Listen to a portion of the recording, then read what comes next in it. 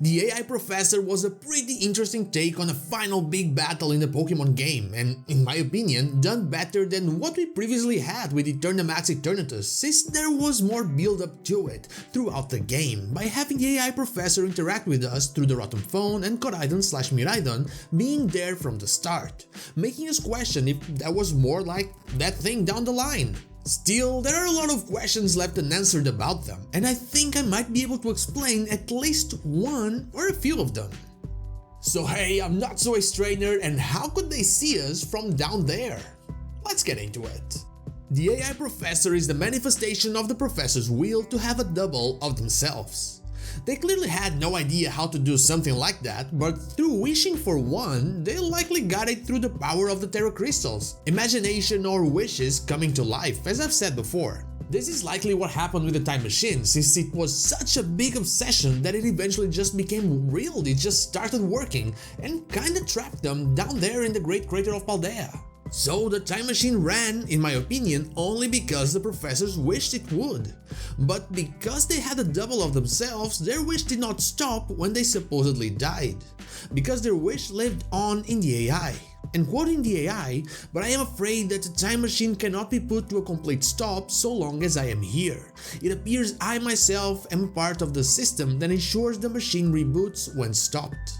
I believe this is only because everything was connected to that wish or obsession. By disappearing into the machine, the AI returned to wherever it likely came from, either a different dimension that will likely be Pokemon's version of the Dragon Palace of the Urashimataro folktale, or simply back to being Terra Energy. As the Professor's mind and the clone's mind, which is in a way the Professor's mind as well, disappear from the crater, there is no longer an obsession there running the time machine, no need to give it power, so it just stops working. Everything is fine up to this point, but there's something that they say that it's kinda weird. They were always seeing us, but they couldn't really leave the crater, right? When the AI talked about having analyzed the data of all the battles of Paldea and all that, I assume they just had access to the Pokemon League's database. It is very likely that they are the ones sponsoring the research, and so it made sense. By studying that, they became powerful trainers themselves, or at least understood what it took to become powerful trainers. But the AI is not just talking about battles, it is talking about really watching us. As they said, "You know, when I was watching you all on your adventures from down here, I felt a sense of jealousy. I envied you your freedom, the way that you came together, working in league with your fellows and caring for them."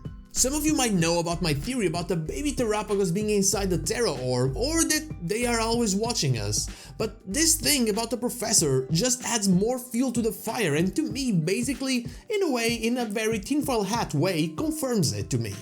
What if they are all connected to the main source of power, Terapagos? Not just the baby turtles, but everything that has been consumed or altered by Terra Energy. I don't want to be the one that brings back the countless connections and all that, but what if instead of a Diancie and Carbine type of thing that I previously thought would be the case, what if we really have a Zygarde and all its cells type of situation? The baby turtles are connected to Terapagos by being parts of it. Maybe not in the same way as a Zygarde cell, but as independent Pokemon that through the Terra Energy and that face you see in the crowns are really always compiling knowledge about the world.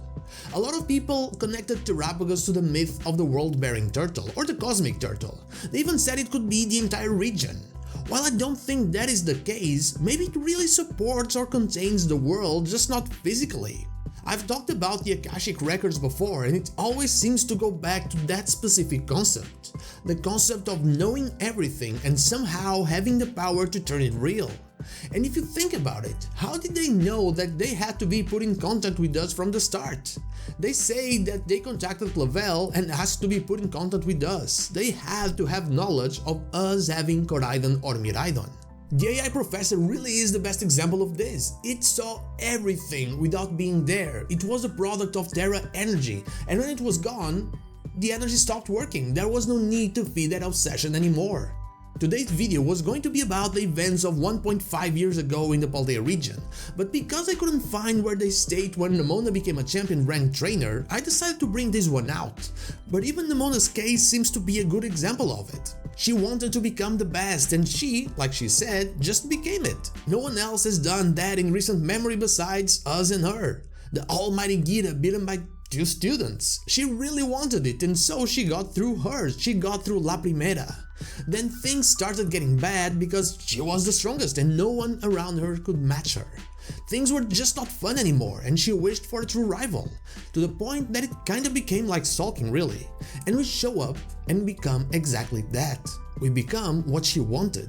Even us getting the Terra Orb so quickly because she really wanted us to have it was a weird thing, but since they are issued by either the Academy or the Pokemon League, and there's likely a connection between the professors and them, at that point the AI already knew about Nemona and about us most likely. How would Terapagos know this? By expanding its Terra power way beyond Area Zero and constantly receiving information about everything that's going on in the region, just like Zygarde does with its cells.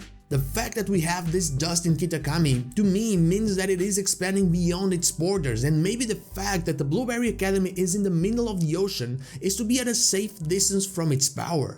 It is likely that, since the professors were so obsessed with their work, the part of the AI that wanted to contact us and stop what was going on there was the more quote-unquote human side of the professor, the non-obsessed part of the AI.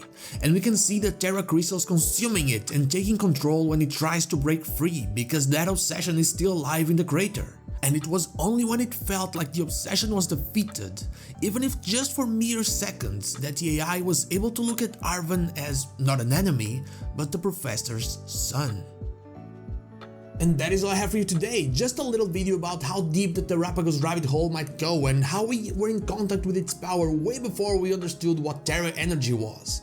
But what about you? Do you think it is a Diancie situation or a Zygarde situation, or none of the above? Let me know in the comments down below. And now, like the video if you like it, dislike if you don't, and don't forget to subscribe to the channel for more Pokemon content, and also ring the bell so you know when the next video is out. You can follow me on social media and Twitch, I stream there Wednesday to Sunday, not Saturday, or join our Discord, all the links are in the description. Thank you so much for watching, and I'll see you all on the next one.